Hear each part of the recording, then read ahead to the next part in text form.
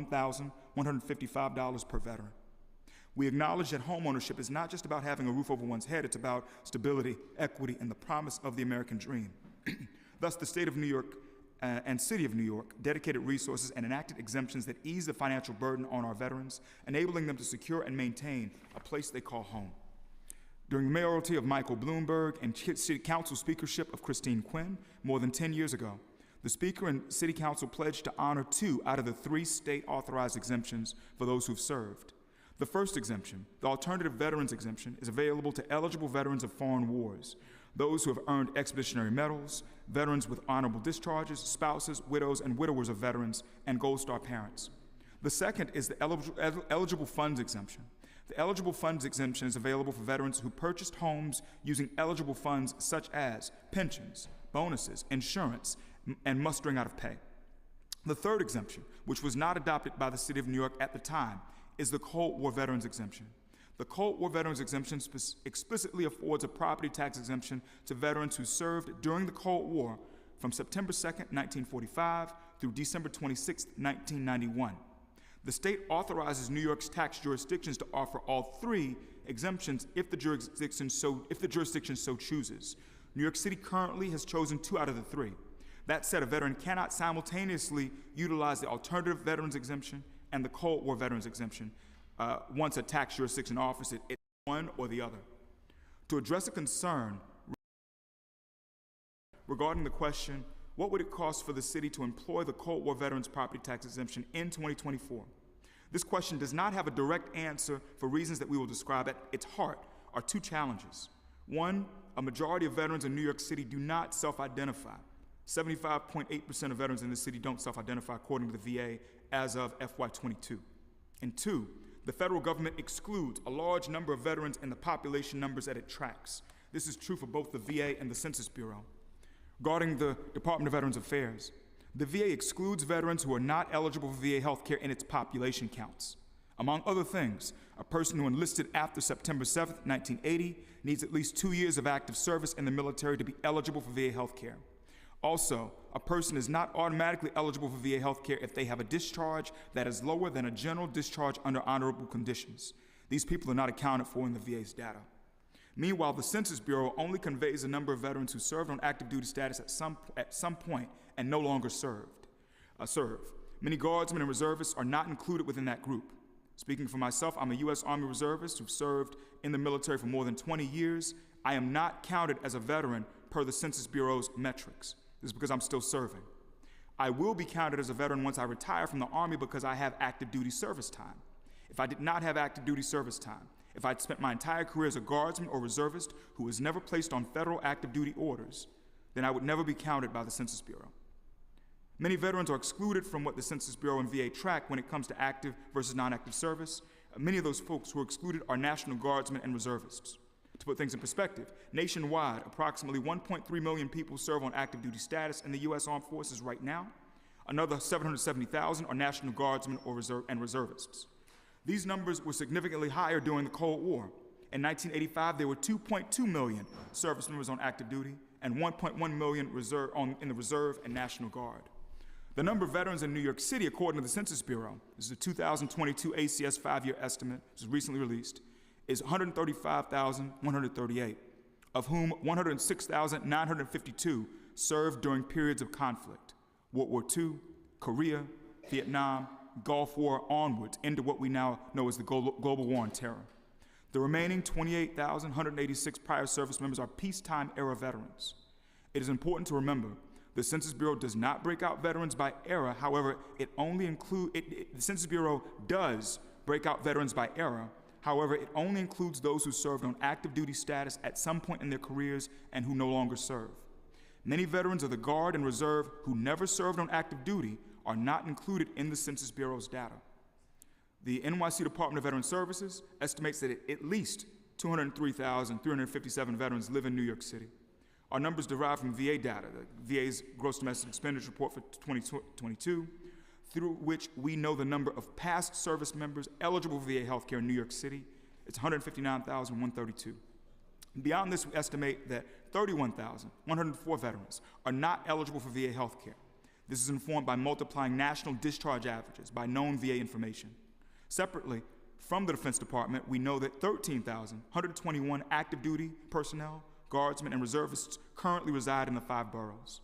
Our 3 numbers combined, 159,132, 31,104, 13,121, give us a known veteran population of 203,357.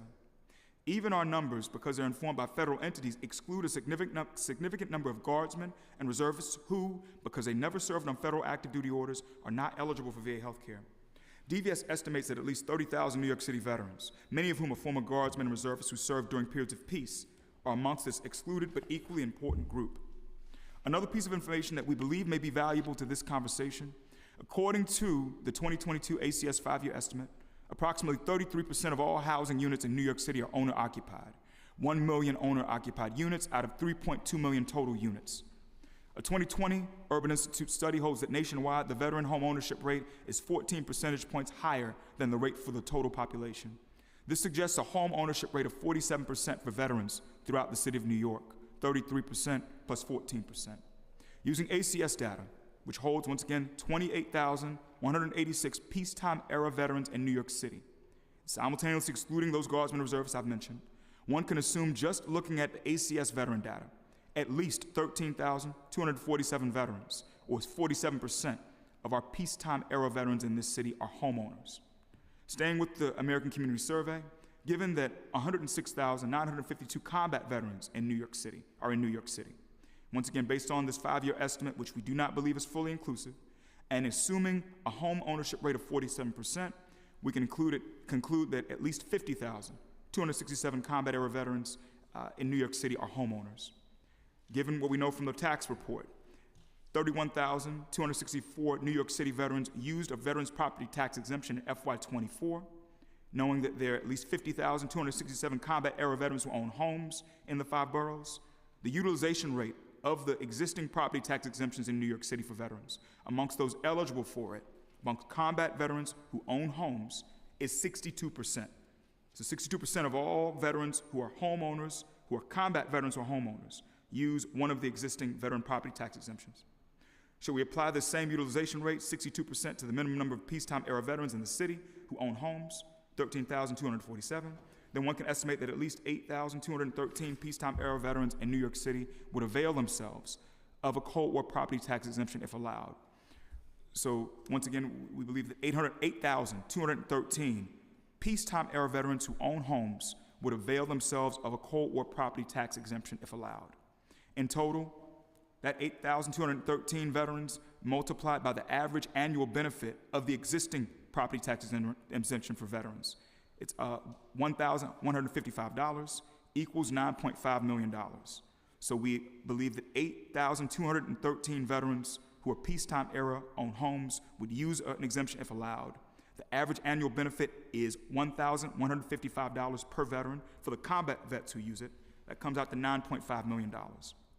Given all of the assumptions made using publicly available data to reach an estimated number, and recognizing gaps in our core facts regarding the number of New York City's peacetime-era National Guardsmen and reservists, we urge further review of the budget impacts of enacting New York State's Cold War veteran property tax exemption in the city of New York. In conclusion, we pray that this testimony has provided you with a firm understanding of our agency's efforts to support peacetime-era veterans and their families. Additionally, we hope that our analysis may undergird future deliberations on the costs to employ New York State's Cold War veteran property tax exemption. We recognize how important this is to our peacetime-era veterans. Beyond just speaking of veteran property tax exemptions, a key factor to this and all of our actions and conversations is taking steps to remove walls from within New York City's military and veteran community. In the city with the most permissive definition of veteran in the nation and perhaps the world, we do not want our brothers and sisters to feel as though we are treating them differently based on their length of service, their character of service, their type of service, along with when and where they've served. Lastly, we welcome continued collaboration as we work together to connect, mobilize, and empower New York City's veteran community.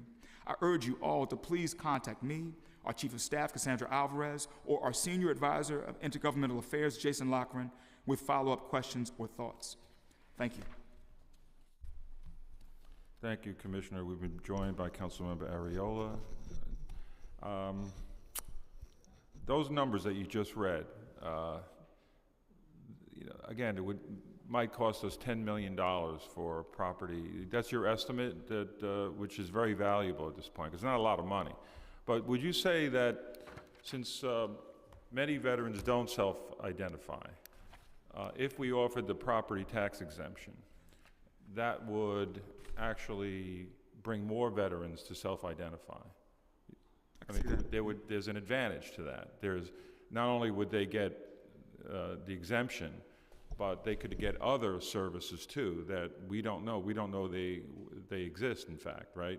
Mm-hmm. You're right, and to call these numbers out, it's 24.2% of our veterans self-identify. We're seeing of the combat era veterans who own homes, 62% are using that veteran property tax exemption. So you have to assume that if this were expanded to the peacetime era veterans through the Cold War exemption, that you would see more identify. This dovetails right back to Intro 1237, which the council passed, which I believe is about to be done aging soon, where now having the question on all the paperwork too, have you served? Right. This is something else as an enabler, but you're absolutely correct as far as the implications of having this for the peacetime era veterans, Mr. Chair.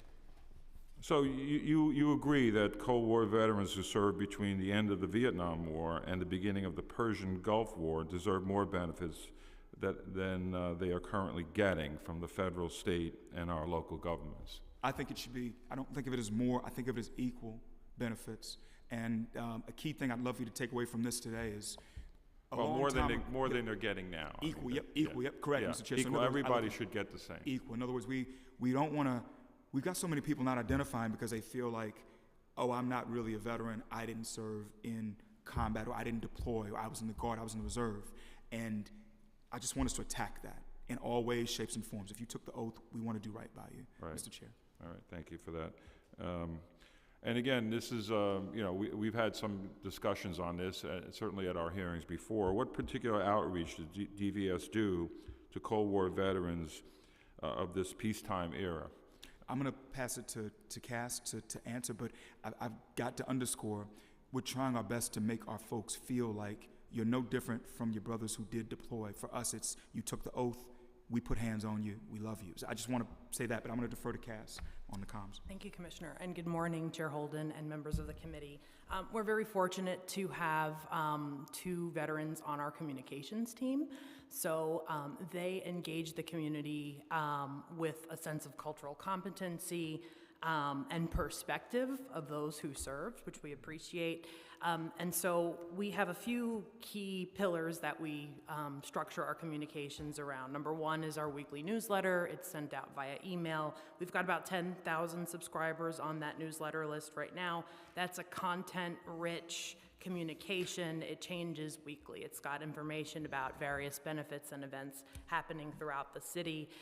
We also try to amp up our presence at community events because we know some of our Cold War veterans and certainly older generations, maybe they're not all digitally connected. So we try to have an on-the-ground presence and do outreach at public engagement events, which is another reason why we've added that metric to the agency's Mayor's Management Report. It's a public engagement metric that we're now reporting on. And then we also have a campaign going called Mission Vet Check. It's a program that we started actually during the pandemic, but we relaunched it again last year. And that is a phone call campaign where we leverage volunteers to make wellness check calls to our veterans across the city. And of course, Cold War veterans are included in that group. So that's some phone contact that we try to make every week. And then we've also used text messaging. That's something that we just introduced last year through the agency. That's text messaging vets about the events that we have going on. We text them about our quarterly engagement sessions, which we've just started hosting last quarter of this year. And then in the beginning of this year, we also rolled out letters to the community boards, the council members, and to the senior center directors to just disseminate information about DVS, basic information about the agency so that folks know that we exist. They have our basic website information, phone number, et cetera. So that's been a useful tool for us. So those are the different sort of ways that we engage the community. All right. Any additional needs that, in order to get some more feedback, first of all, are you getting feedback? Are you getting a good amount of feedback from veterans? And what about, do you keep records of Cold War veterans that are giving you feedback or at least contacting you? Do you separate them? So we actually launched a community survey earlier this year, and that certainly is collecting responses from Cold War veterans. We did a survey back in 2021 as well that also included them as a response demographic. We collect responses from all veterans. You know, we get contact through the Connect inbox on our website. So we don't necessarily triage by combat era, because as the commissioner said, we engage equally. But certainly we are always open to feedback, and we collect that and respond. So do you get, are you aware of any veterans organizations that already support Cold War veterans? I would think they would, but do you get a lot of feedback from veteran organizations about Cold War? Is that like a major topic with them? Not really. I mean, nationally, there's a group called American Cold War Veterans, but they don't have a footprint here in New York City. As far as a national group that we know that does focus specifically on this segment. Beyond that, it's, we see our Cold War veterans as members of our American Legion posts, as members of our Catholic War Veterans posts, our Jewish War Veterans posts. Even for Vietnam Veterans of America, it's that you have to have served during the Vietnam era, not that you have to have deployed to Vietnam, Laos, or Cambodia. So we see these things layered within the existing legacy VSOs, Mr. Chair. So how could our city council better support the provisions and services to the Cold War veterans? What would you suggest? That's a trick question. I want to, if you don't mind, I want to just take it 30,000 feet and then drill down. I think that it's key to know as policymakers too that the original sin here was the federal government's decision to divide the groups, to really separate the peacetime era versus the wartime era as a way to cut costs, a way to save money.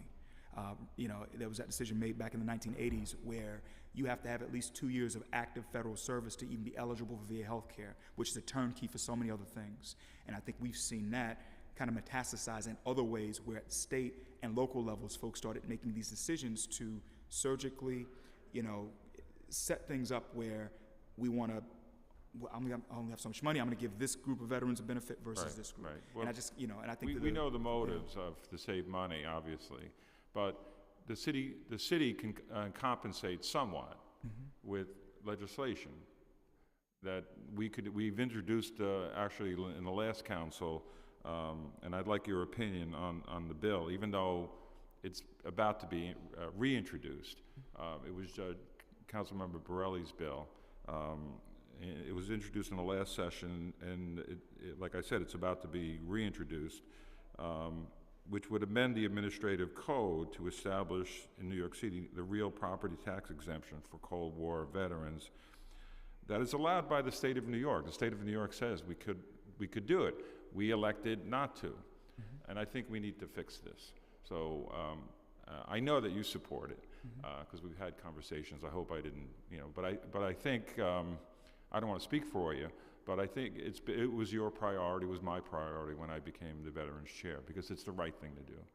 So I think the New York City needs to catch up. We'll certainly talk to leadership, but I think that needs to be, really put on the fast track as a bill.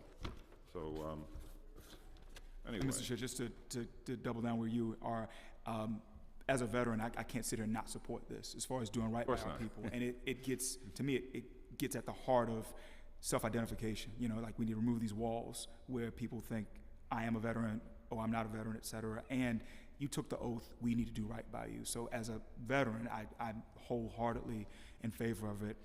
On the administrative side, with my government hat on, what's tough is that my mandate is to focus on assisting, informing the military community and veteran community in areas laid out already where we talk about healthcare, housing, benefits, culture, education, employment.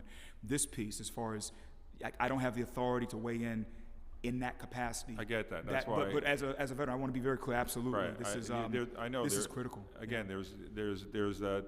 You can't speak for the administration that the bill hasn't been reintroduced yet. I expected that, but that's why I was speaking to the veteran side of you, and I should have qualified that.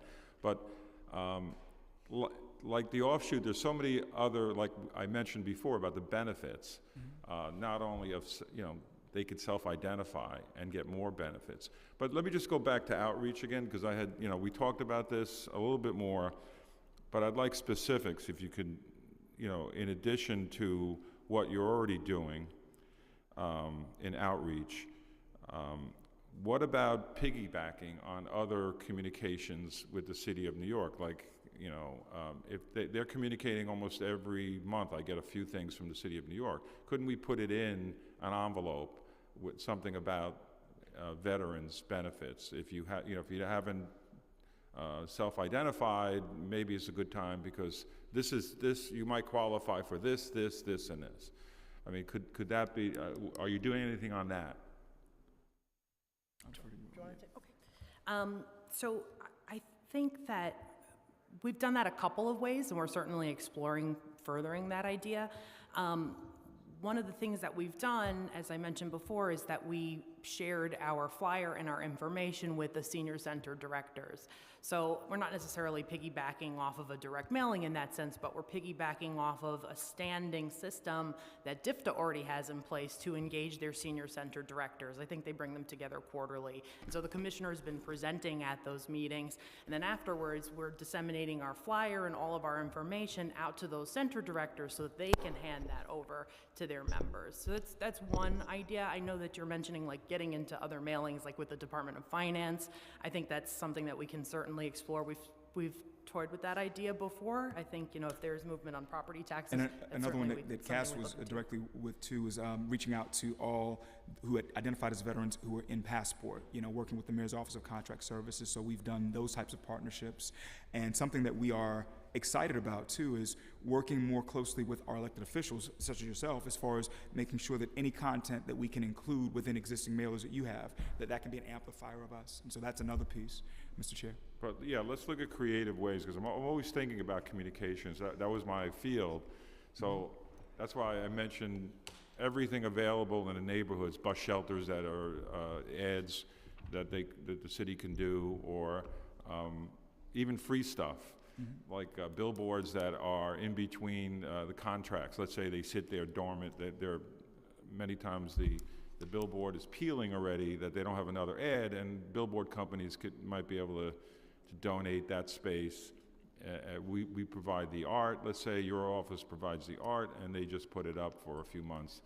But things like that, creative ways, especially when the city of New York is not funding you properly, to do any outreach, really. I don't even know if you can do any mass mailings at this point with that budget, especially when they throw pegs in.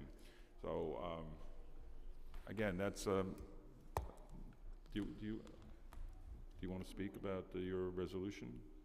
Yes. Do you tell me when you're ready? Okay. Anyway, any of my colleagues have questions? Okay. Councilmember Marmorato? Well, thank you so much, and it's so good to see some of my Bronx veterans here today.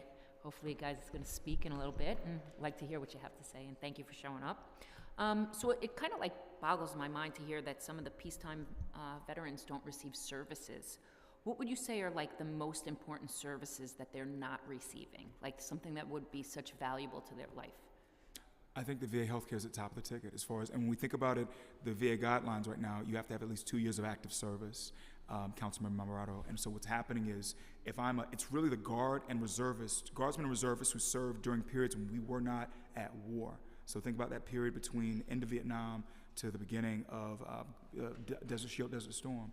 And so a lot of folks we had someone who worked in our office who served for 8 years, and I believe she was in the reserve, and she was not eligible for VA health care. So I'd argue that's one of the largest things that is often not available, and that happens to disproportionately affect peacetime era veterans, the way these rules are drawn up. Yeah, you're going in with the same intent as if something does occur and you may have to serve.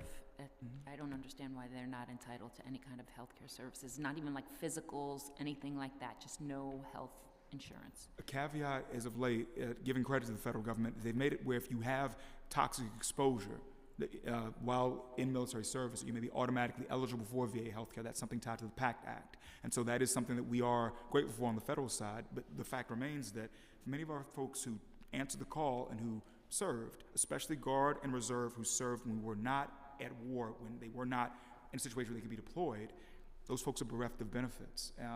And then I just have to underscore, as you deliberate on what to do next with these things, we don't even know the exact number of folks who are like this. Because even that 28,000, just keep in mind, the Census Bureau only counts someone who served in active status at some point and no longer serves. So you have to have served on active status and no longer served. That person I mentioned who was in our office who was a reservist, she did 8 years. She was in the reserve. She was never caught up on active orders. She's done training orders, but not active orders. And therefore, she's not included in the Census Bureau's information. And so it'd be remiss for me to not make it clear to folks that we've got a huge blind spot here that's intentionally created at the federal level, so we don't even fully know the number of peacetime era veterans that are out here who have these needs. Okay, all right, thank you so much. Thank you, Chair. Okay, Councilmember Palladino will talk on her resolution, then we'll go back to some more questions. Good morning. How's everybody? I just want to talk a little bit about resolution number 279. We're introducing this to make it a Korean War Veterans Day. We often talk about Vietnam and the forgotten heroes of the Vietnam War. Well, we also are forgetting, let me correct, conflict. You see, it was never categorized as a war. It was always considered a conflict. So with that right there, you're not getting the recognition that you deserve. So we are calling upon the United States Congress and the City Council to recognize our forgotten heroes of the Korean War. And this resolution is extremely important to us. Committee Chair Holden and myself, along with Gennaro, that we want to see this July 27th made officially Korean War Veterans Day. No longer to be forgotten, no longer to be considered a conflict. It was a war, whereas we still have, I think it's 38,000 or 28,000 still on the line in Korea right now serving. We have got the largest, it is the largest outpost for our servicemen here. And it's absolutely, they need to be recognized, and we got to go forward with this. So again, calling upon everybody to cooperate and make sure that this passes and is, again, recognized. Thank you very much. Thank you, Council Member. And the Korean War, I remember, because I was alive during the Korean War. I remember it being called police action. Does anybody else remember that? I mean, they don't call it that anymore. Police action, believe that. It's very odd that they just don't want us to call it a war, but it actually was real combat. My father-in-law served both in World War II and Korea. He was 20 years in the Army. Horrific fighting, and it was really, he was in Normandy, but he said the Korean War was vicious because of the weather. So he served at Incheon. Fighting for what our veterans need, whether it's mental health care, health care in general, housing, food vouchers, housing vouchers, all the things that our veterans don't have or don't have in abundance, which we are currently giving in abundance to people who have just entered our city. And this is something that we have to look at. So one of the questions on here is, what can we as a city council do to help veterans? That's really a question for us. And the answer is that we have to get with our colleagues. We have to sit with the mayor. We have to sit with the speaker and say, at this point, what we're doing is putting us on the wrong side of history. We cannot be completely defunding our veterans and disregarding their needs while taking care of a humanitarian crisis that should be taken care of on a federal level.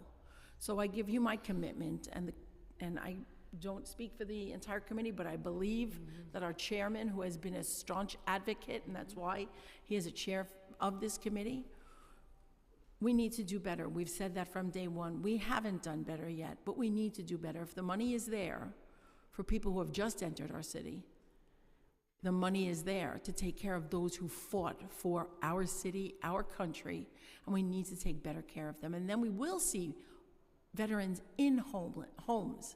We will see veterans get the mental health care they need. We will see veterans get the cancer treatments and any other kind of treatment that they need for their health care. We will see veterans placed in jobs that they can do still.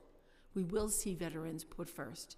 And that's my statement. And I know that there are many people on both sides of the aisle that would feel the very same way. So I want the veterans in this room to go back to your fellow veterans to say that this committee is going to fight to make sure that you receive your fair share of the pie this budget season. Thank you so much for the time, Chair. And on that subject, Council Member, we're trying as a committee to try to get member item initiatives for veterans. That means whatever the amount. It could be 10,000, it could be 50,000, but each council member gets, right now, we get money for various populations in our district and around the city. Immigrants, we get a pot of money there for immigrant services. Obviously, we get money for our schools. What we should get, and I would start at 50,000. We should get $50,000 in our budget for veterans services. That's a no-brainer in my book, and I think most of the committee, I think everyone here agrees that should be, and the money could be used for various things. So we're gonna talk to the mayor about helping out with that area, at least put to, if it is brought up in the budget, that the mayor supports that. So let's say veteran service organizations, they would get money to help even with, and I'm hoping it could even go for capital, but that's important to fix some of the veteran service organizations that are suffering now. Even go so far, and we do have bills on this, by the way, for actually helping them when they get, let's say, a fine from the DOB, Department of Buildings, that we give them a period to correct the situation rather than a fine, because that's like sometimes a nail in the coffin for some of these veteran service organizations. They're just staying, they're trying to stay with their heads above water at this point, and now we're penalizing them for some violation, obscure violation in Department of Buildings. So what's the advantage of, do we need the money from our veterans services organizations? No. And we shouldn't expect that. We should actually correct the situation, help them to correct it, walk them through it, and give them more time.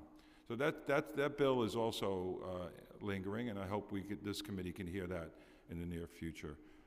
We've been joined by Councilmember Nurse. I just want to say, I'm thinking about Paul when you talk about that. This is the stuff we would talk about all the time, as far as Paul Vallone, who passed, and he'd be here with me if he was still here. And this was everything you're saying. It's everything that I agree with you. I just want to say that. I'm just thinking about Paul as you speak on that, as far as the dream here, Mr. Chair. Okay. All of it. Yeah. So, anybody else have any more questions? All right, we're gonna let you go. So thank you so much. We appreciate the testimony. And again, we'll see you at the next hearing. But thank you again, Commissioner, for your commitment to our veterans. It's amazing, all the work you do. You can't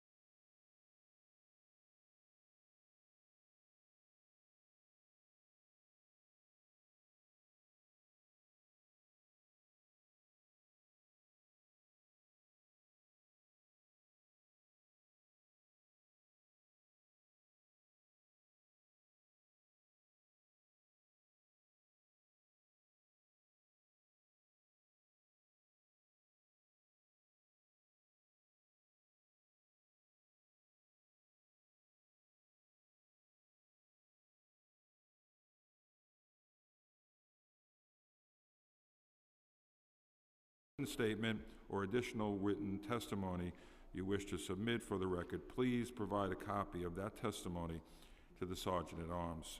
So Regina, if you can call the first panel. We'll have two panels today here in the room. The first panel will be Ashton Stewart, Peter Kempner, Joshua Suklal, and Timothy Pena. Please come up and you may begin when you are ready.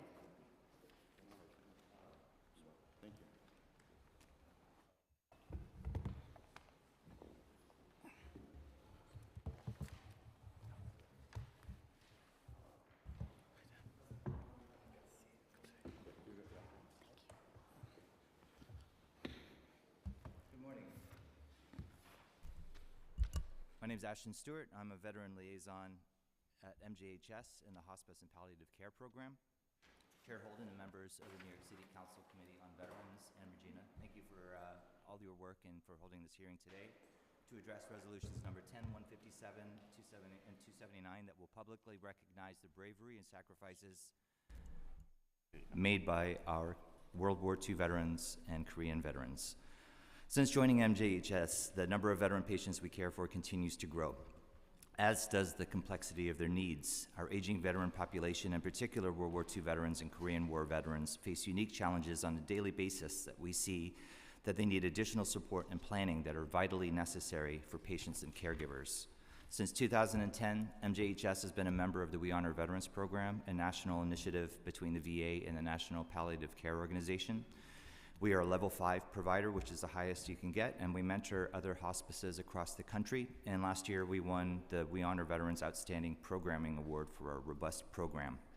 We encounter far too many veterans who have not enrolled in the VA and are not receiving compensation for their injuries, and it frustrates me to meet a veteran at the end of life who is dying from a service-connected injury yet never applied for benefits or sought support from the VA. To better help veterans admitted to our program, I recently earned recognition as a credentialed veteran service officer, and all who served receive accolades through our We Honor Veterans program. Whenever we have the opportunity to offer an in-person ceremony or hybrid pinning ceremony, we do, and we meet with veterans and their families to honor them for their service and listen to their heroic stories of sacrifice and patriotism and provide them with a sense of comfort. One such ceremony took place last summer when we honored a 90-year-old Korean War veteran. On July 27, 2023 was the 70th anniversary of the end of the Korean War, but living in New York City, you wouldn't have known it. We acknowledged this anniversary through an incredibly powerful and moving pinning ceremony in the presence of the veteran, his wife, and his family for not one but 3 milestones. We acknowledged his valor as a U.S. Marine, fighting in a war on foreign soil, while trailblazing his way in the U.S. military history as he was one of 300,000 black soldiers who were the first to fight in a newly desegregated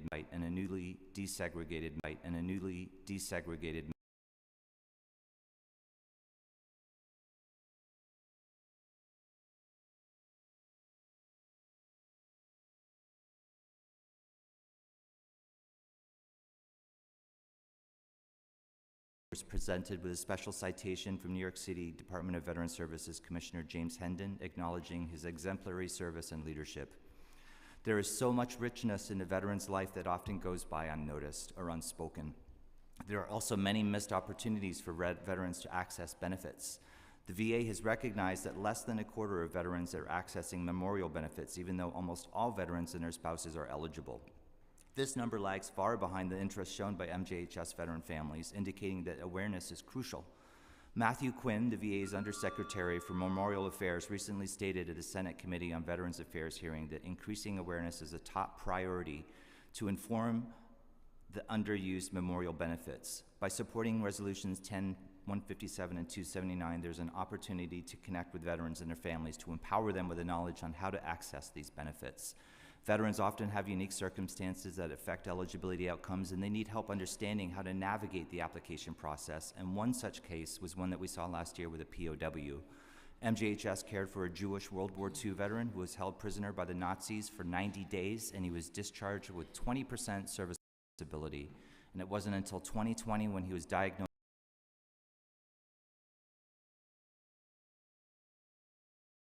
this rating of a 100% allowed us to submit a DIC claim for his surviving spouse.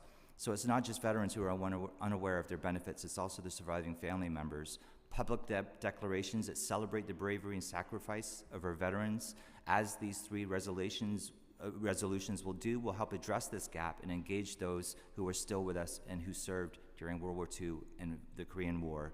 And in closing, MGHS is grateful for this opportunity to share experience and observations with the Committee on Veterans, and we're also grateful for the collaboration that we've shared with the New York City and the New York State Department of Veterans Services and the many VSOs we collaborate with.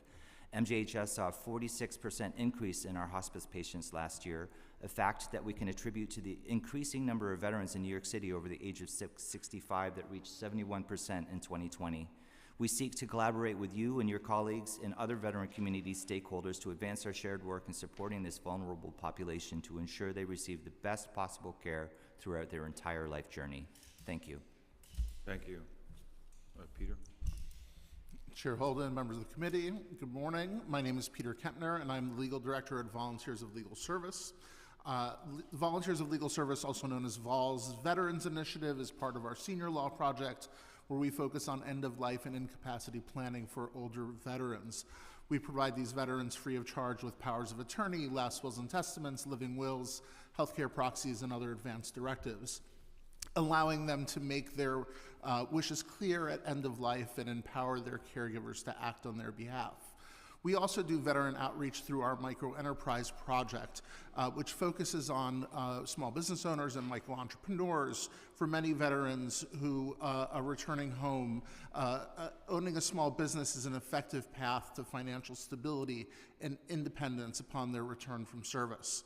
In addition to my work with VOLS, I'm also a clinical adjunct professor at New York Law School, where I created and have taught their Veterans Justice Clinic since 2015.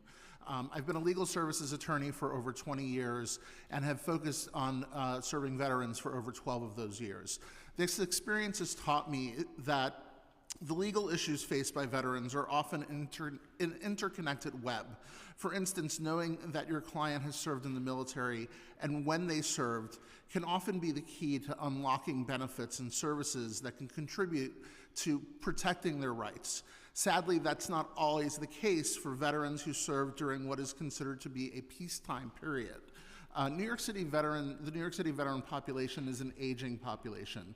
Many of our veterans served during this Cold War period that we've been talking about this morning, generally considered 1945 to 1991. And while some of these veterans served during the Korean War period and the Vietnam War period, a fair amount of them served during what is considered to be peacetime. But unfortunately, these veterans may face unique challenges due to the definitions, as was talked about by Commissioner Hendon, by the Department of Veterans Affairs. And those definitions have been adopted by the New York State and New York City programs as well. For some of these programs, these veterans are just categorically ineligible because they did not serve what was considered to be an official wartime period as defined by federal law. One of the most critical benefits that we look at is the Veterans Pension Program. This program provides monthly payments to wartime veterans who are at least 65 years old, who are totally and permanently disabled, are a patient in a nursing home because of a disability, or are receiving SSI or SSD benefits. Because the veteran pension is only paid to low-income veterans with very limited resources, it's often a lifeline for veterans who would otherwise be at risk of homelessness or hunger. For a single wartime veteran, the VA pension could range from $16,551 per year up to $27,609 per year for a veteran who needs aid in attendance of another person to help with their activities of daily living. For Cold War veterans with limited resources who face the same disabilities or the same advanced age may find themselves living off of SSI benefits alone, which only amount to $12,360 per year. This differential of $4,000 to $15,000 per year could make the difference between a veteran having a roof over their head and food on their table. The lack of access to the VA pension is just one example of how Cold War veterans and other peacetime veterans receive disparate treatment when it comes to access to benefits and services. These veterans raised their hand and served our country honorably, but simply because they did not enlist during a designated wartime period, they could be left out. Thank you for allowing us to submit this testimony today, and we hope that the city will continue to invest in services and programs that make New York City a place where veterans feel supported, welcome, and at home. Thank you. Peter, I just want to jump in for Yes, a question, because this is this problem on veteran pensions, which we might do at least do a deeper dive in future hearings. I just want to ask you about that, since you're an expert on that part, which, let's say someone served in peacetime. Mm-hmm. For instance, I have a veteran who served on an aircraft carrier. He developed lung cancer. Would he be eligible, even though he was in peacetime, he served aircraft carrier with jet fuel constant, and you have to make the connection.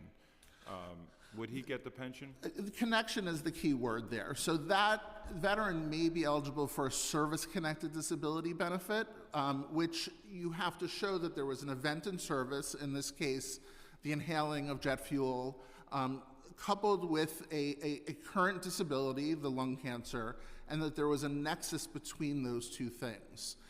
That's often difficult to prove, and the VA often denies initial claims, and you have to go through the appeals process, which could take years or even decades. Yeah. The VA pension is different. The disability does not need to be related to the service, so this could be a disability that is entirely unrelated, that develops years or decades later. And the simple fact that they served during the wartime period, that they meet some other criteria with respect to financial eligibility, then they would be able to get the pension. It's much less of a challenge to get a pension than it is to get service-connected disability. Right. But a peacetime veteran could get service-connected disability, but they have to show that nexus between the current disability and the event in service. And we just saw an article about how the VA makes it more difficult with the paperwork, like you just mentioned. They just pile it on, and people get frustrated and just give up. Mm-hmm. And you've seen that probably. So I just couldn't handle all the paperwork, and I just walked away. And not just the paperwork, the roadblocks that they put up. I mean, these claims can take years and years and years. And colleagues of mine who represent veterans before the VA in claims cases sometimes are successful decades later. Right. Yeah. Thank you. Thanks. Morning, Chair Holden, council members. My name is Joshua Suklal. I am one of the military and veterans program manager for Hope for the Warriors, a national nonprofit devoted to helping post 9/11 military members and their family, and everything around them, really.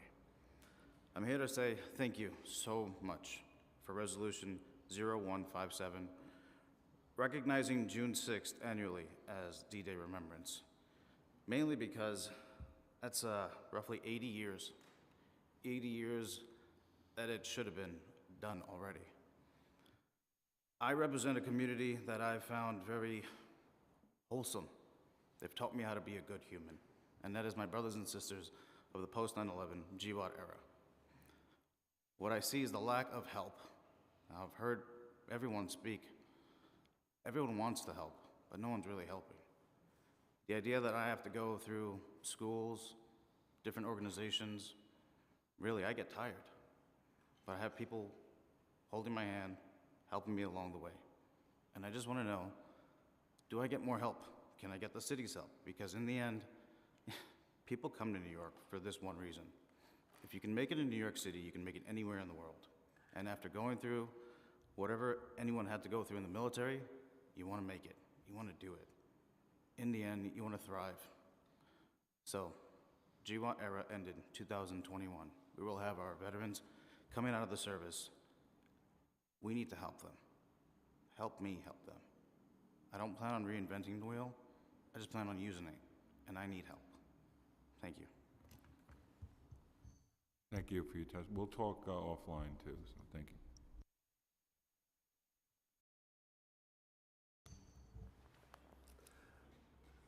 Thank you for having me here. My name is Timothy Pena. I run an organization called The Forgotten Veteran. I'm also a Cold War vet. I went in delayed entry in 1977. At the time, my dad had been in Vietnam, my uncles had been in Vietnam, and my grandfather was Seabees in World War II. So D-Day, as you know, Seabees played, well, the biggest part. They're the ones who put everybody on the beach and cleared the beaches before the D-Day invasion. So thank you for making this in honor of my grandfather. So I spent 5 months in the shelter at Borden Avenue. I've worked in transitional services since I was homeless, became homeless in 2016, and went into a transitional program in Phoenix. I was immediately put at the front desk, and I spent nearly 2 years there as a front desk ninja for Catholic Charities, and which I received a stipend, a monthly stipend.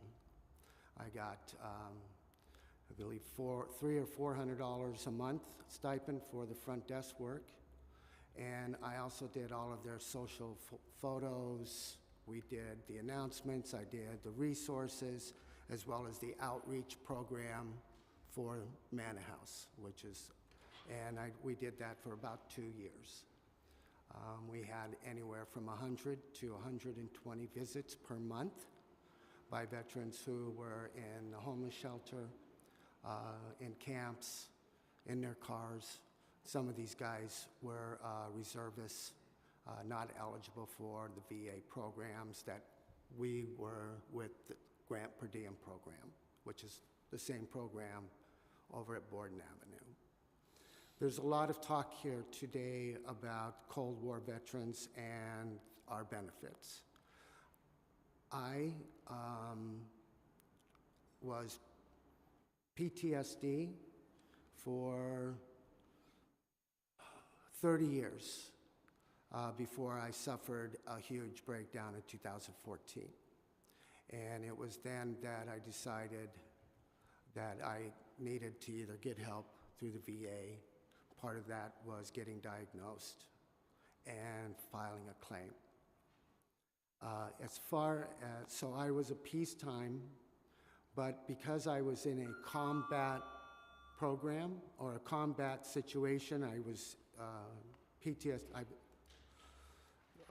got PTSD out, if you want to put it, in the Persian Gulf during the Iranian hostage siege. I was considered a combat zone. So I have actually gotten a lot of my benefits that wartime veterans would have gotten, but because of that. One of the things that I strongly support is that, that cooperation between the fantastic organizations that are here in New York City who are just dying to help us, and making sure that we have those access to those services through these shelters, through DVS, through the VSOs.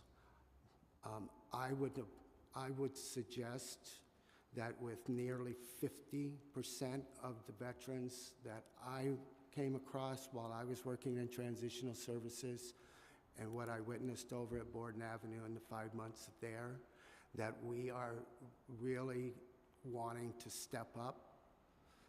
We're kind of those guys who can help the Iraq and Afghanistan veterans maneuver through the system, because we've actually kind of gone through it.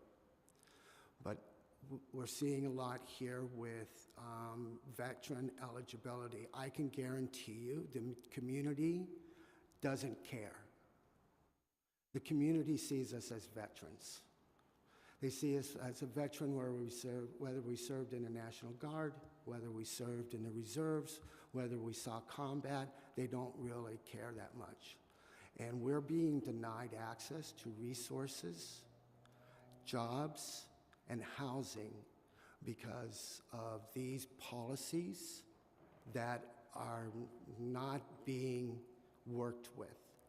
It's not that DHS doesn't want to help us, is that they're being prevented from helping us.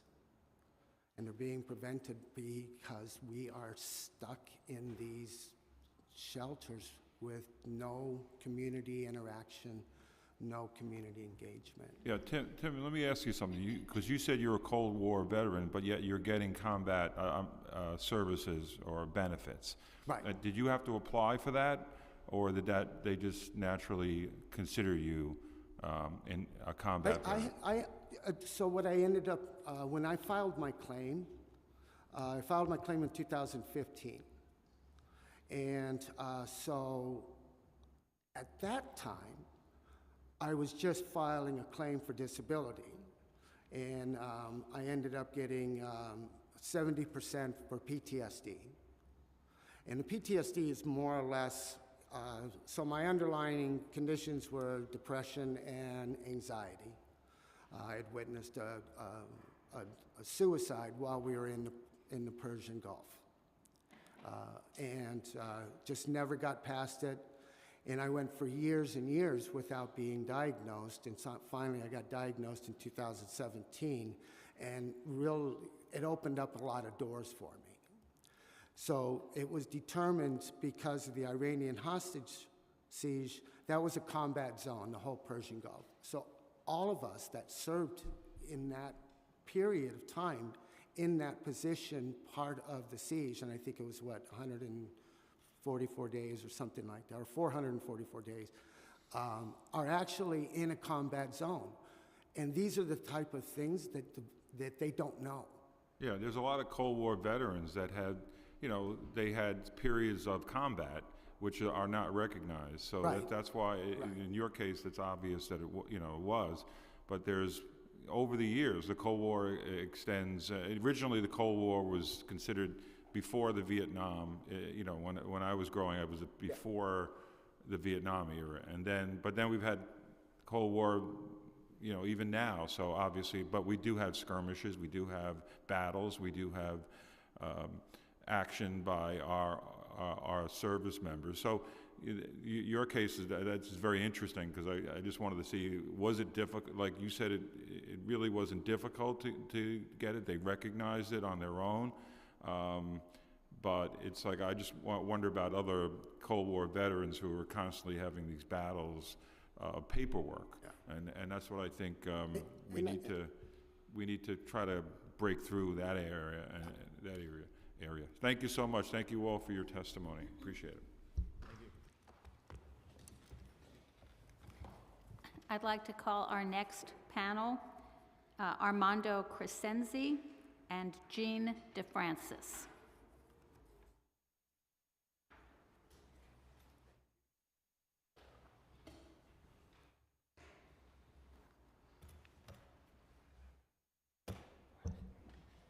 You may begin when you're ready.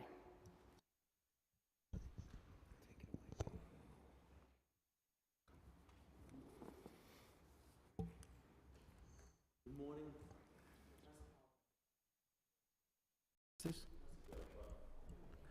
Good morning. Good morning, ladies and gentlemen, esteemed members of the Council on Veterans. I extend my heartfelt gratitude to the committee for this opportunity to speak. To the veterans advocates and the service organizations present, your unwavering commitment to our cause is evident here today. You stand as a beacon of hope, ensuring the voices of New York City veterans will resonate throughout these chambers, and that our city will never forget its duty to those who served. My name is Armando Crescenzi. I'm a life member of the DAV, the Military Officers Association of America, and the American Legion, where I'm currently a post commander. While my academic credentials speak to political science and law, my most profound badge of honor is my DD-214. In 2010, I embarked on a mission close to my heart. by founding a nonprofit organization called Put Veterans First. As service-disabled veterans, our mission is clear: to empower our fellow veterans to forge their own path through small business street vending in the bustling heart of New York City.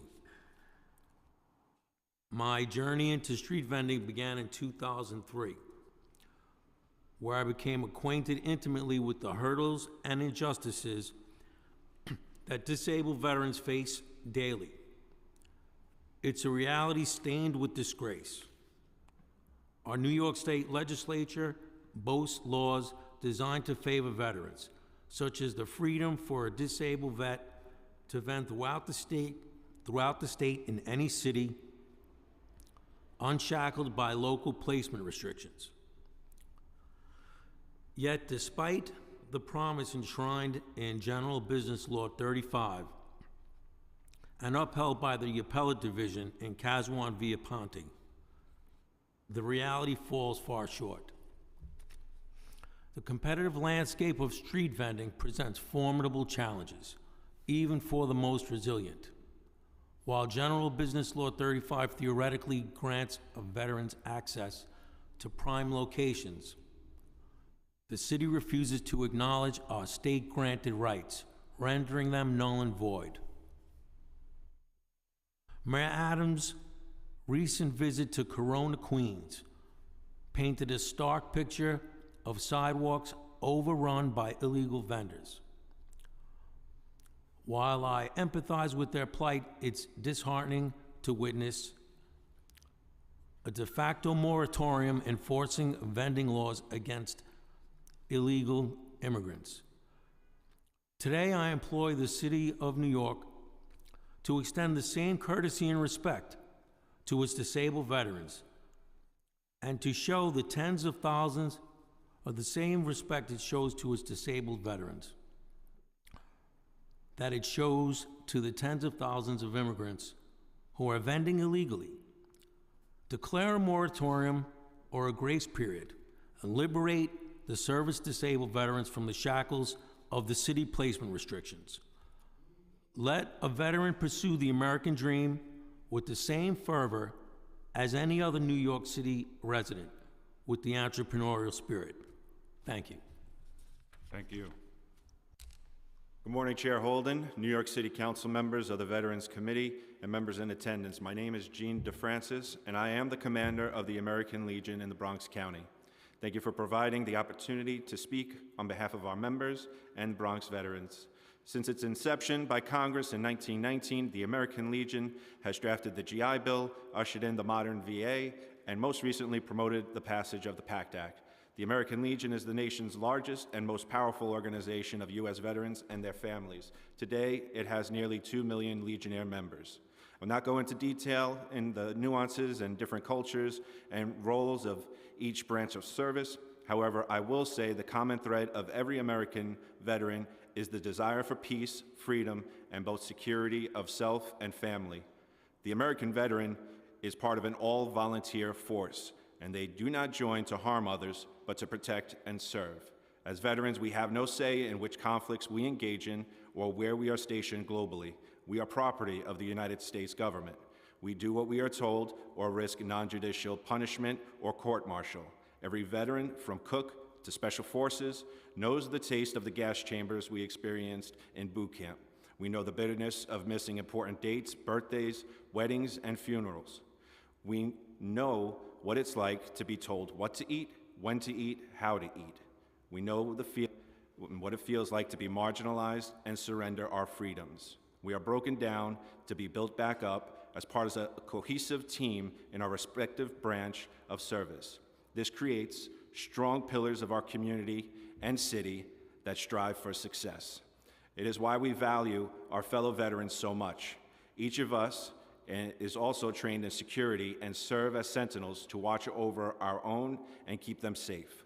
Yes, some have struggles that we are dedicated to acknowledging and improving, but at large, the American veterans are leaders and a valuable asset to our communities. I'm here today with my colleagues to remind the New York City Council of our value. the sacrifice and commitment we have made and continue to make to our community, state, and nation, and to ask that this city and nation honor their commitment and past agreements with our veterans. So when we ask for preference for housing and employment, some challenges ask if we think we are special. I'm here to say clearly and without hesitation, yes, we are. We made sacrifices that most of those who criticize veterans will never understand. As commander of the Bronx County American Legion, many members have expressed their concerns over two particular issues that have gained our attention. One, the new rules that New York City veteran vendors renegotiated in GBL 35A were modified in bad faith and not in their best interest. With no clear organization to step up and advocate for them, these veterans were steamrolled with the new regulations. We are here today to ask this committee to review this and reinstate the agreement made with these veteran vendors in GBL 35. A veteran vendor in your community, in your heavily trafficked parks and landmarks is an asset, and we must enhance this asset. It is no secret that all our communities are struggling with safety. Whether it is perception or reality, I will not debate this issue. Our neighbors do not feel safe. In the Allerton section of the Bronx, we engage in what is called the Safe Haven program. Small businesses register with local precincts and build a relationship. They are provided a sign in their store window that signals to the community that if they believe they are in danger, they can find safety at this location. For instance, if a child is walking home from school and feels they are being followed by a van, they can enter one of these businesses knowing it is a safe location until guardians or an authority can be contacted.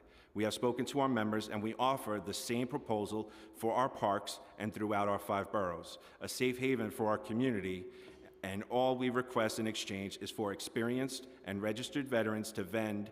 This includes in parks and high-trafficked areas they were previously allowed to vend prior to GBL 35A, but with open and cooperative communication.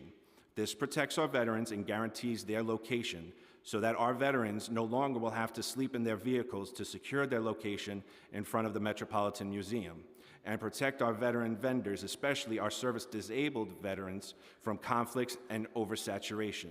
We ask our veterans will be protected and locations secured in the event of too many vendors moving to a location, creating an unsafe condition. Our veterans will stay in their locations because they are registered with the city and the local precinct as a safe haven.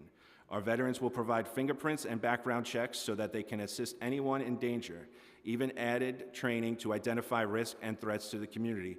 We are not police officers, and we are not suggesting we serve as vigilantes. We are there to make a living wage and support our city while doing so.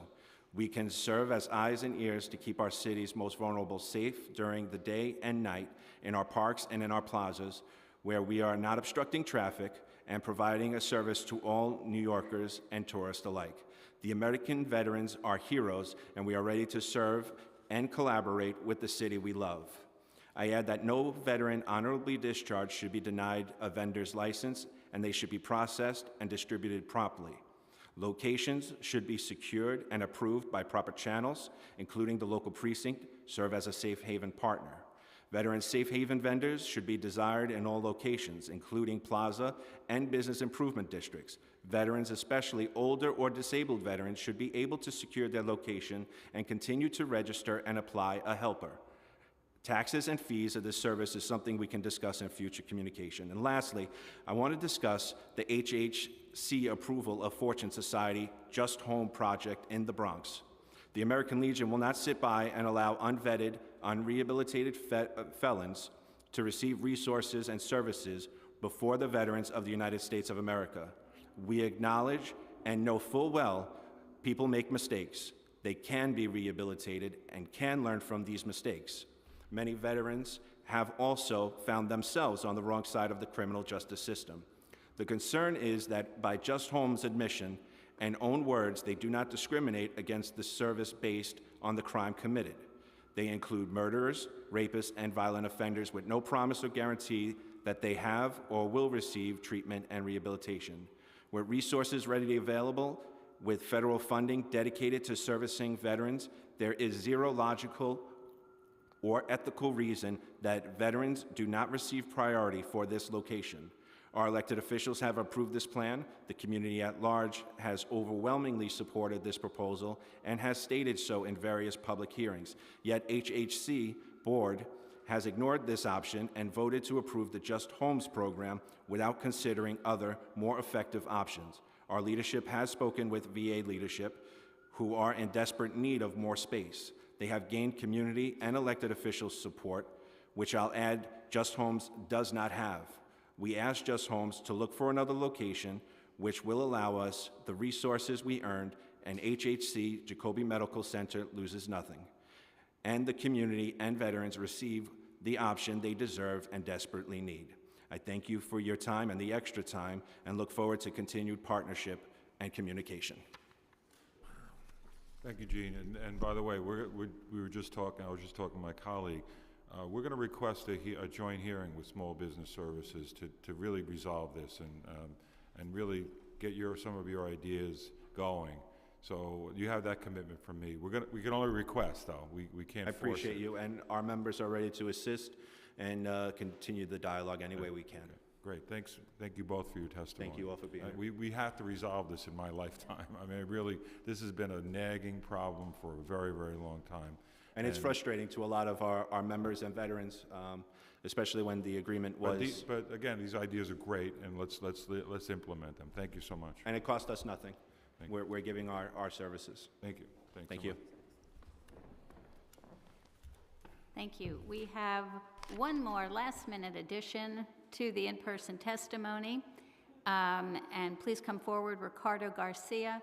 If there is anyone else here who wants to testify, please fill out an appearance card now. Otherwise, after Ricardo Garcia, we will be going to Zoom testimony. So last chance for appearance cards. Mr. Garcia, you may begin when you're ready.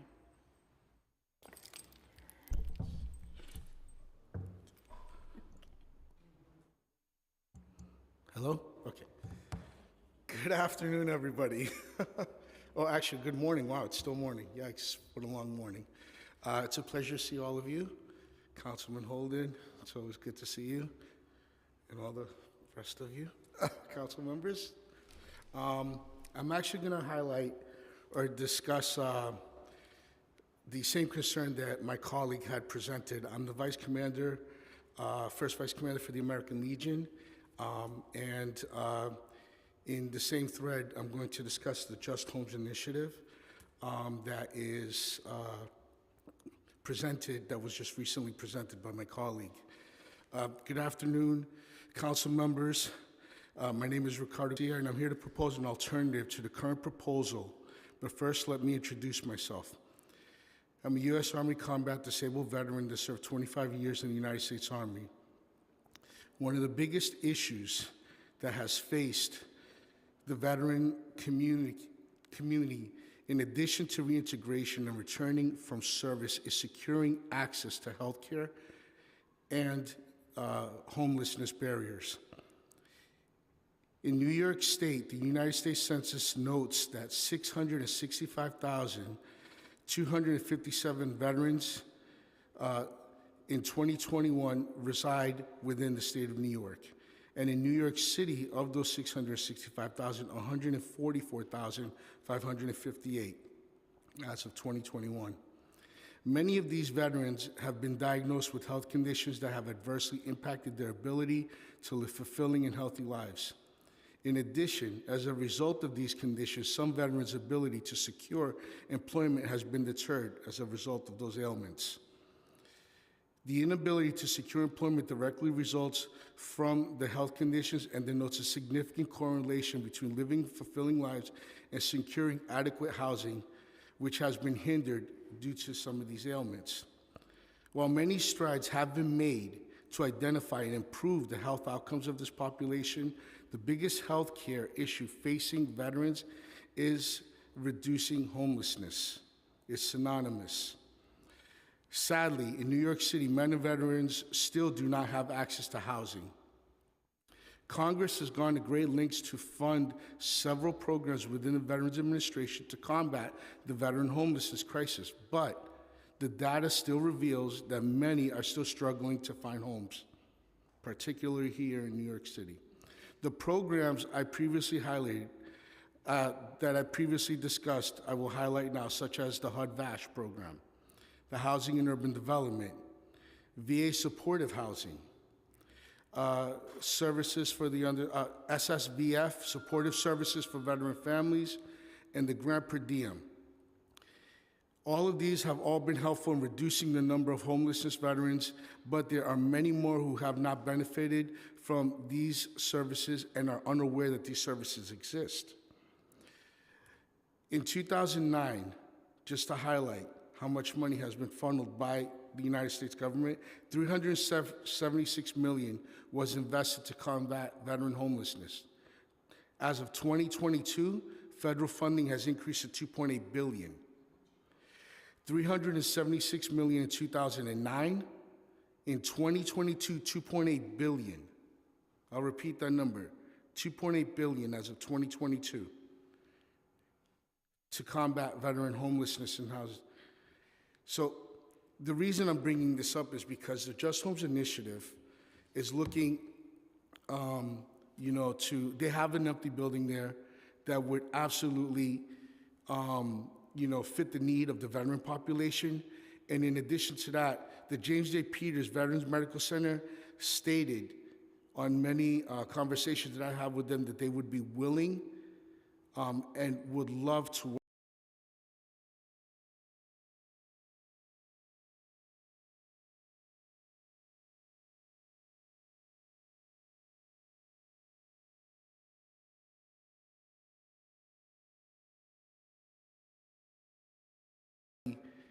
insert themselves into the property. They have to use an outside entity. For example, Jericho Project, Tunnels for Towers, Services for the Underserved, Volunteers of America.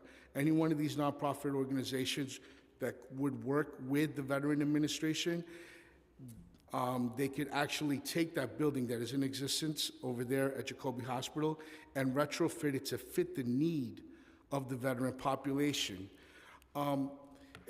The reason why this is critical, because it would enhance the medical services that are being provided to the community on the east side of the Bronx. In addition, it would almost automatically reduce any veteran homelessness or veteran housing barrier issues that exist. So we are asking the council if you could, please seriously and earnestly take a look at this Just Homes initiative that is in the Bronx, and perhaps maybe consider this alternate plan, which the community has advocated for on numerous occasions, that the community is, asking the city to please turn this into a veteran housing instead of what they're looking to do. And it's a collaborative work between James J. Peters VA Center and Jacoby that would produce tremendous results and enhance their research, their medical research, and enhance their services for all the veterans. Thank you for your time. Councilmember Marmorato has a... Thank you for coming here today to speak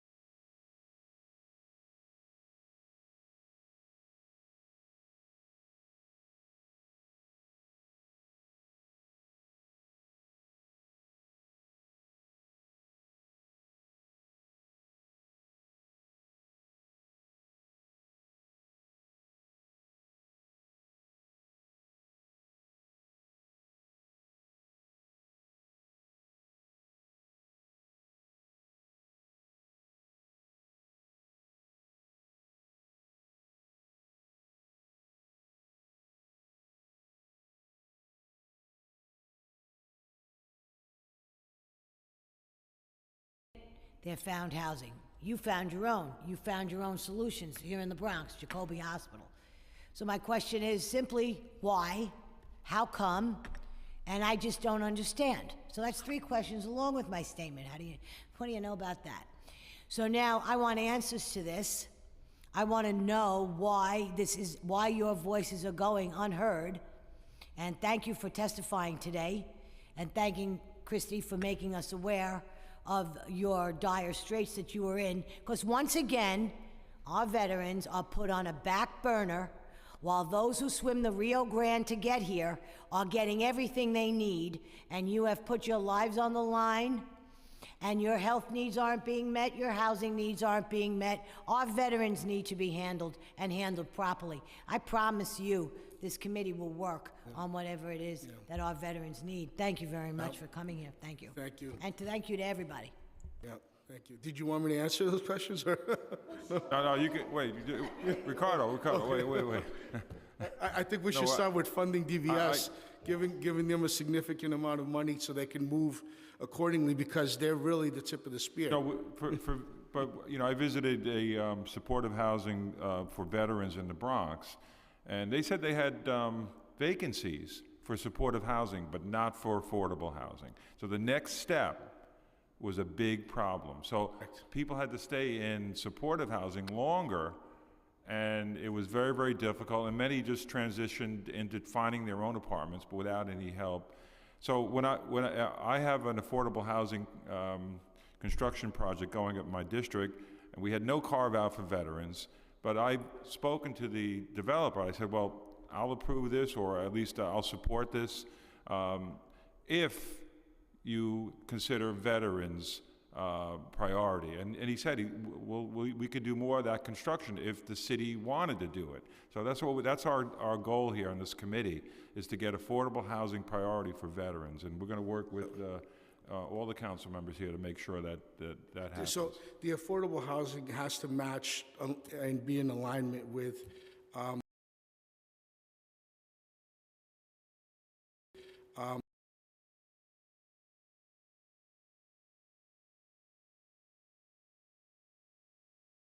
the medium base income to qualify for that affordable housing is $65,000, but in 161st Street, the median income is $35,000.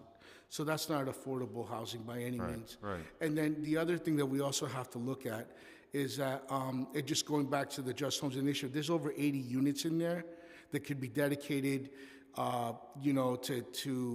one-bedroom apartments for individuals that will meet that need. In addition to that, they could provide clinical support. They could provide, healthcare providers, clinicians, because it's right on the campus for Jacoby. In addition to that, a lot of the Jacoby staff does not want what's coming.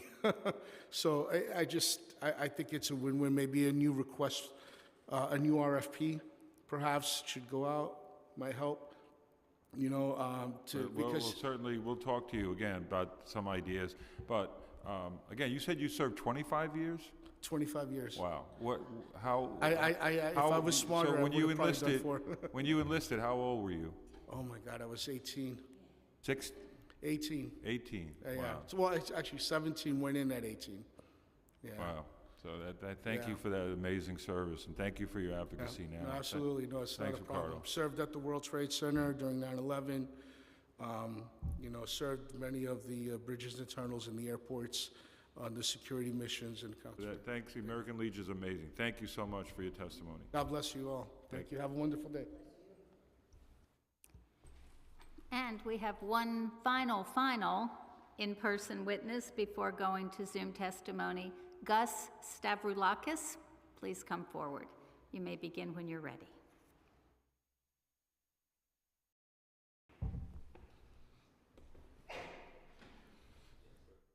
Yep. I want to say thank you for having this forum and allowing us to speak. So I want to emphasize a few things that's already been said. As a Navy veteran and currently serving within the National Guard, a lot of guardsmen and reservists do not get the benefits that they need, especially when they're signing on SAD, which is state assigned duty. Currently, we had COVID-19 where we had multiple National Guard members in response to assisting nursing homes and providing vaccines to service members where they will not be eligible for any federal benefits, along with assisting in the asylum mission. I have met multiple soldiers that are assisting in this mission that will not see federal veteran benefits at all. It's something that I wanted to make known to more people, as this is not an issue that is talked about a lot.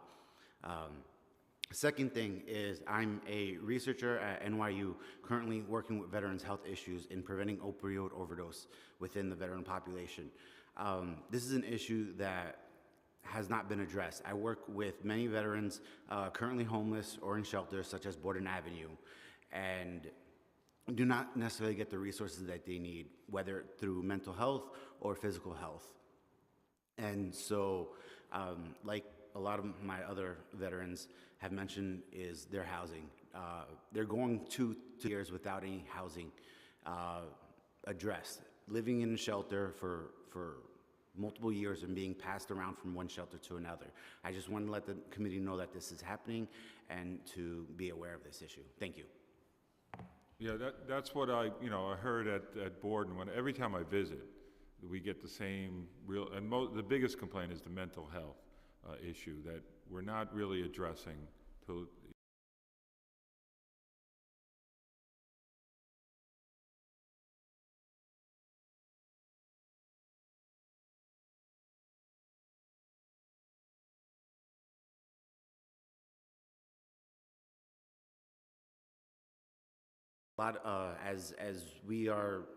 As I'm one small entity within NYU, and as a researcher, and I just want to say I'm talking about for myself, not as a representative of my university that I work for. Their mental health services are for certain types of veterans, for either deployed or combat veterans, such and so forth. So depending on the facility and the organization, it varies. Part of my job and my role is to help navigate fellow veterans for either their health needs or whatever type of services that they're looking for. And what I try to do is navigate them to low threshold resources that might not necessarily be a barrier. If they do qualify for certain VA benefits and they're willing to navigate that way, that's how I navigate the individuals that I work with, along with either city benefits as well too, navigating towards that way because the threshold is lower. Right. Thank you again for your testimony and all the work that you're doing. I appreciate it. Thanks for our veterans. Okay, seeing no other appearance cards at the moment, we are going to turn to testimony of witnesses on Zoom. We have 4 currently registered, and I will call you one by one. We will start with A. Gentry Torrell, and the sergeant will tell you when to begin. Time starts now. I'm actually a representative of NYU, so hopefully I can answer some of those questions. But good morning, Chair Holden and members of the Committee on Veterans. Thank you for holding the hearing today and for the opportunity to testify. I'm Dr. Ann Gentry Terrell, clinical psychologist and assistant professor in the Department of Psychiatry at NYU Langone Health. I'm testifying today on behalf of the Cohen Military Family Center at NYU. Our center was established just over 11 years ago to fill a well-documented gap in services available to veterans and their families.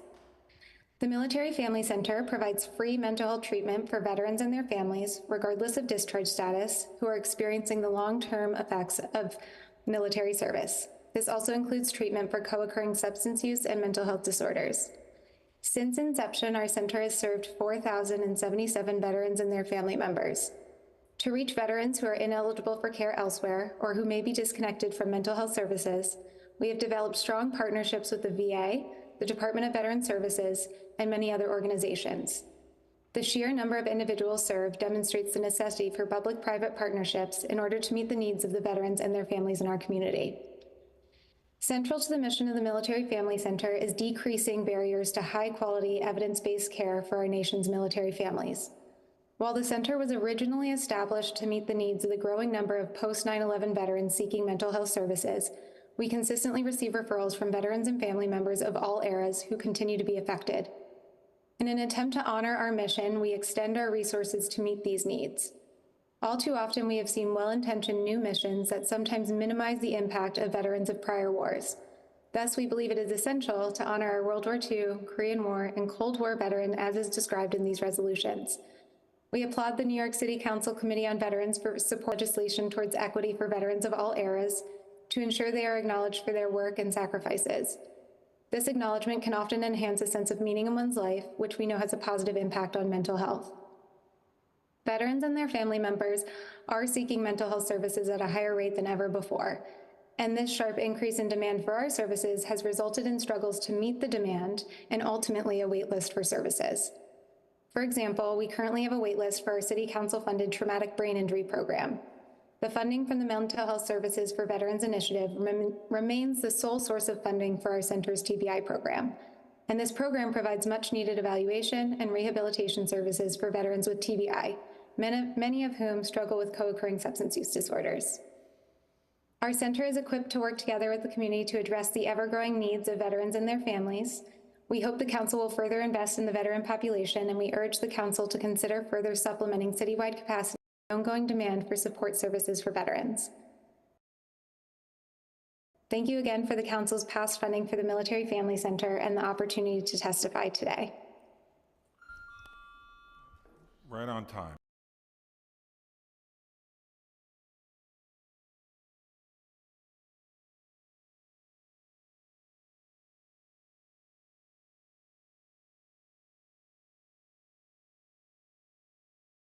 Served. TBI is a very, very important area, and that needs to be fully funded. So this committee will support you. Obviously, we've heard nothing but great things about your organization. NYU does amazing work with our veterans, and thanks so much for your testimony, and thanks for being very concise on the time. Thank you. Absolutely. Right. Thank you. Thank you. Our next witness on Zoom is Sergio Villaverde, and the sergeant will let you know when to begin. Time starts now. Good morning, Chair Holden and committee members. I thank you very much for holding this important hearing and all of the work that you do. My name is Sergio Villaverde. I'm personally a disabled veteran as well. I served 32 years in the Coast Guard Reserve. I'm a retired New York City police officer, former New York City EMT, and I'm currently an attorney with my own small community practice. I also serve as vice chair of my local community board and chair its special committee on veterans. I do want to bring to the attention of the committee as in our discussions, much has been said, maybe everything's been said, but not everyone has said it. But there are some things, particularly with respect to being a reservist and a National Guard member, that we are often overlooked, as was testified to previously. We don't often meet the federal guidelines for veterans. We're not counted. And you know, during World War II and during most of the major conflicts, the majority of the people serving are our fellow citizens, as Winston Churchill called them, twice a citizen, serving as citizens and serving as part of the military. And the reservists, you know, face special stressors that even active duty people don't face. The employer discrimination. It's illegal. It's illegal by federal law, by state law. But you know, if people have a hard time with people serving in the reserves and losing them the time that they do, I think we need to find ways to do more to support our employers. As a small business owner, I know how it is on both sides of that. So you know, the employer discrimination that we face, the family stressors that all military families face. Even serving on your weekend, serving on your 2 weeks of training, missing family events, missing birthdays, missing holidays, are all things that reservists and Guard members face. And I don't believe we do enough. I know that our current commissioner in the city is himself a reservist, so that's a great thing. He's able to speak to that with authority. And he has expanded many of our benefits, but we still have a long way to go in supporting, recognizing the reservists, their families, the Guardsmen, their families, also the community that supports them. We really have to find creative ways to support employers who hire reserve and guard members because they play an important role. As the gentleman who was here before, he served on state active duty. He's been critical during COVID, during other crises for us, and we need to be able to provide support in that community. And I thank you very much for your time. Wow, thank you again. Your resume is unbelievable, all of your service to our nation, our city. We thank you. But you just gave me another hearing topic. I just want to thank you for that one, because we do have to address this, that all the discrimination against reservists, this needs to be really exposed. So, like you're right about supporting businesses, but that's a very, very good idea. Maybe we could do that through legislation. It's possible. But again, I just can't believe all of your accomplishments and how you served our city and our nation. And again, I want to thank you. Thank you, Mr. Chair, and thank the committee. All right. Thank you. Our next witness on Zoom will be Ryan Graham, and the sergeant will let you know when to begin. Time starts now. Good morning or good afternoon, everyone. Thank you to the members of the Committee on the Veterans and Chairman Bob Holder for holding this hearing to discuss Resolution 0010, 0157, and 0279. Many of you already know me. Some of you don't. I'm Ryan Graham. I wear different caps, but obviously today I'm wearing my cap under as the Vice Chairman of the Legislative Committee for the Department of New York VFW, and I'm also the Chairman for District 1 Legislative Committee, a subordinate to the Department of New York. The Department of New York encompasses the entire state of New York with over 300 posts and nearly 40,000 members, having served in conflicts ranging from World War II to Korea, Vietnam, and Desert Storm, Operation Enduring Freedom, and Iraqi Freedom, as well as smaller combat operations over the prior years, including operations under Korean defense and the Cold War. While major conflicts such as World War II, Vietnam, and the most recent global war on terror operations in Afghanistan and Iraq tend to receive higher profiles, we cannot forget those who have served under the banners of least known wars and conflicts. The Korean War, otherwise known as the Forgotten War, operations including Korean defense following the Korean War armistice, and the Cold War lasting for over 40 years are conflicts that should be remembered not only for the purpose of history, but for those who served and sacrificed under those engagements. Personally, my own service is intrinsically linked to my uncle, William, a veteran of the Korean War, having served as a paratrooper under the 1st Cavalry Division, and his younger brother, my father, Donald Graham, serving in the United States Air Force as a military policeman and patrolling south of the DMZ following the armistice during his service years between 1956 and 60.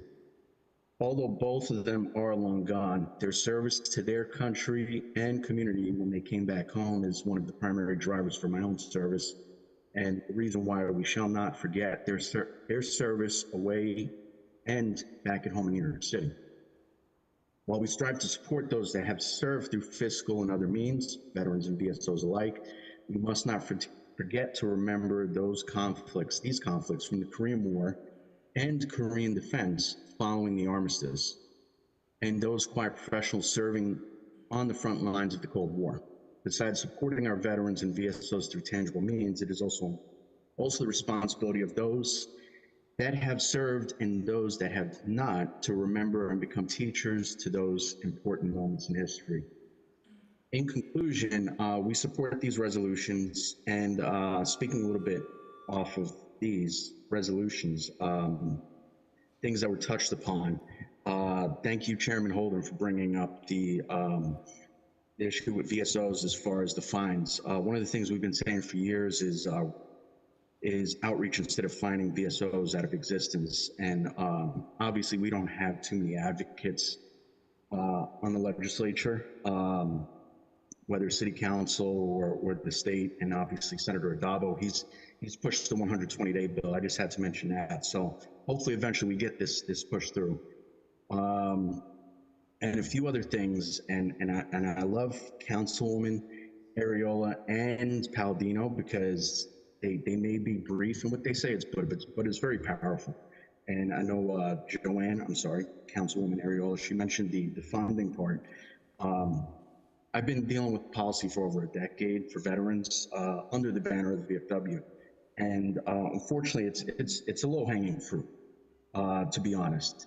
And metrics is something I believe in. One of the key indicators is the budget for the city councils for DVS, 5.11 million compared to $117 billion budget. That is a fraction of a percent. That, honestly, I'm gonna be frank, it's pitiful. And like I said, I thank you so much, for, Chairman Holden, and the other council members on the committee. I know you guys push a lot to get funding, whether for veterans in general or VSOs.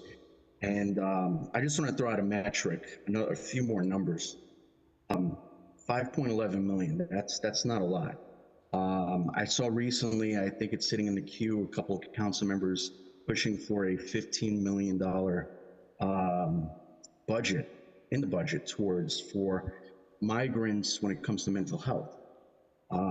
That's 3 times the amount for an entire agency, and that's shameful. And I know there's been some other speakers. I'll be quick, but another number. Now this is most recent with Iraq and Afghanistan. We unfortunately had 7,000 casualties, give or take a few numbers. Up till today. Now, granted, I'm part of the first part of the global war on terror. I served in Iraq. I enlisted right after 9/11. And most of us, we're hitting our 40s now. And the suicide numbers are at 30,000, over 30,000 already. So that's more than 4 times the number of people that died on the battlefield. So you can only imagine previous generations. And I'm just gonna throw out one last thing, an intangible. March 5th, so about a month ago, good friend of mine, we actually really good friends from high school. I know Councilwoman Ariola knows that she represents that part of the district. Friend of mine from high school, John Adams. He also enlisted in the military around the time I did, became a senior NCO, got out, got his degree, went back in, and commissioned as an officer. Kyle Luciano, an Ozone Park native, he unfortunately took his own life on March 5th. So honestly, and just to cap this off, I've said it already, but thank you again, Chairman Holden and the council members on this committee. You guys, you push a lot. We need more support from the rest of the council and the mayor's office to really support initiatives. I mean, it's been too long. We are the low-hanging fruit, and we see a lot of money being pushed towards other things, but veterans are always kind of left at the wayside. Thank you, and I apologize for going over the time, Chairman Holden and the committee, and that's it. Thank you. Well, Ryan, it's always great to see you, and thank you for all the work that you do for our veterans. And I know it's almost like a full-time job, your work. It probably is a full-time job. You're amazing. You're all over the place, and you touched upon a lot of great things, and I agree with everything you said, especially the DVS budget. It is an embarrassment, and I think we all need to tell the mayor that. That's, I used to mention doubling it, but now I'm beyond that. Quadruple the budget would be a start. But again, Ryan, nice to see you again. Thanks for touching on so many great things, and again, thanks for waiting around with your testimony. And thank you. Our final Zoom witness is Vishal Balani. The sergeant will let you know when to begin. Time starts now.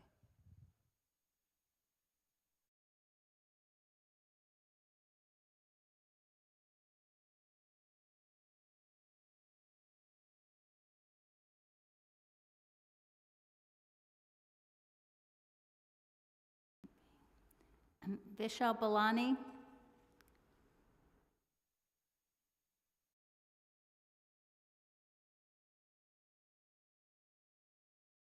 Is he on? Does anybody know if he's on? Mute icon on it. There's a mute icon. Bottom left corner. No, that's Ryan. That's the previous one. All right. Okay, we do not see Vishal Balani, and I'm going to just call others who had registered to make sure they are not on. Michael Applegate, Mary Wakazor, and Brendan Gibbons. If none of those are here, we are ready to adjourn the hearing. Let me just double check, council member, for 1 minute with my people running the Okay. Zoom. All right, we'll just check to see if the people that Gina called are still online, because we hate to not have their testimony when they waited so long. We're going to wait.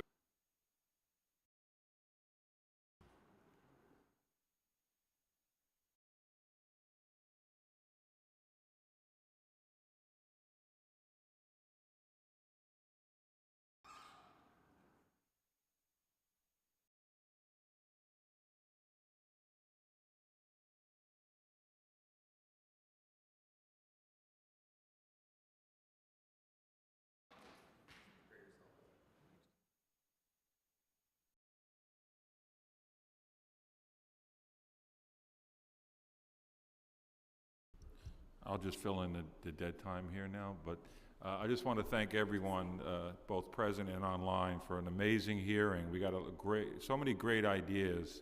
I think the testimony was probably the best I've seen as a committee chair. I think we're not clapping, but I got a lot of ideas. I think everyone here, we have a greater resolve now to not only increase DVS's budget, but also the budget for our veterans, and certainly we will push hard. But the veteran community has been, like, again, so amazing over the years as I've been committee chair, and such great individuals. So again, I want to thank everyone here, and both here and online. And how are we doing on the? I'm not having. Okay, I'm sorry if you were online or you can't get through. If you could submit testimony, and we'll certainly look at it. And again, I thank everyone who testified. And this hearing's adjourned.